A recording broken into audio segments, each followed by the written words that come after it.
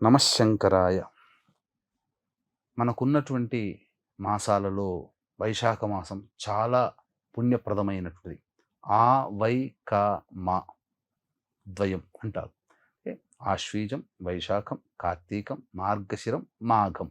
ఈ 5 మాసాలు అత్యంత పుణ్యప్రదమైనటువంటిది. అనగా పుణ్యాన్ని పెంపొందించుకోవడానికి అనేక దాన మార్గాలు మనకు ఈ మాసంలో చెప్పబడి ఉన్నాయి. ఇక గమనించుకున్నట్లయితే వైశాఖ మాసం అంతా కూడాను నియమాన్ని పాటించాలి. అయితే చాలామందికి ఇప్పుడున్నటువంటి పరిస్థితుల్లో నియమాలు పాటించలేరు. మరి ఈ వైశాఖ మాసం అంతా ఉండేటువంటి పుణ్యఫలం కేవలం ఒక 3 రోజులు సశాస్త్రీయముగా ఆచరిస్తే ఆ ఫలితమంతా పొందుతాం. అదే వైశాఖ మాస శుద్ధ త్రయోదశి, శుద్ధ చతుర్దశి, వైశాఖ పౌర్ణమి. అనగా మనకు ఈ ఏప్రిల్ 29, 30వ తారీఖు, 1వ తారీఖు అవుతుంది. ఈ 3 రోజులలో మీకు వీలు కుదిరినంతగా, మీ శక్తి కలిగినంతగా జలదానం చేయండి. ఇప్పుడు మనకు రూ. 5 పెడితే వాటర్ బాటిల్స్ దొరుకుతున్నాయి. మీ శక్తి ఒక రూ. 500 ఉన్నదనుకోండి ప్రతిరోజుకి. ప్రతిరోజు ఒక 100 మందికి ఆ వాటర్ బాటిల్స్‌ని దానం చేయండి. లేదు రూ. 100 ప్రతిరోజు ఉంది.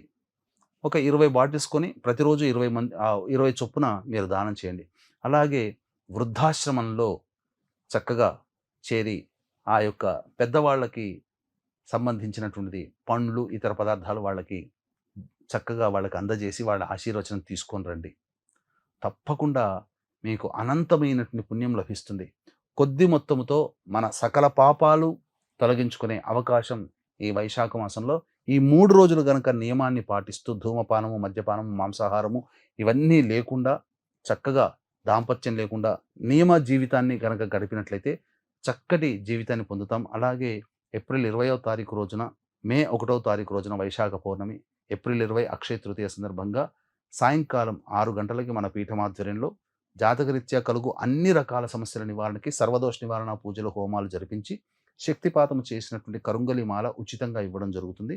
20వ తారీఖు మధ్యాహ్నం 3 గంటల లోపల స్క్రీన్‌పై కనిపిస్తున్న నెంబర్‌కి కాంటాక్ట్ చేసి మీ గోత్రనామాలు నమోదు చేసుకోవచ్చు.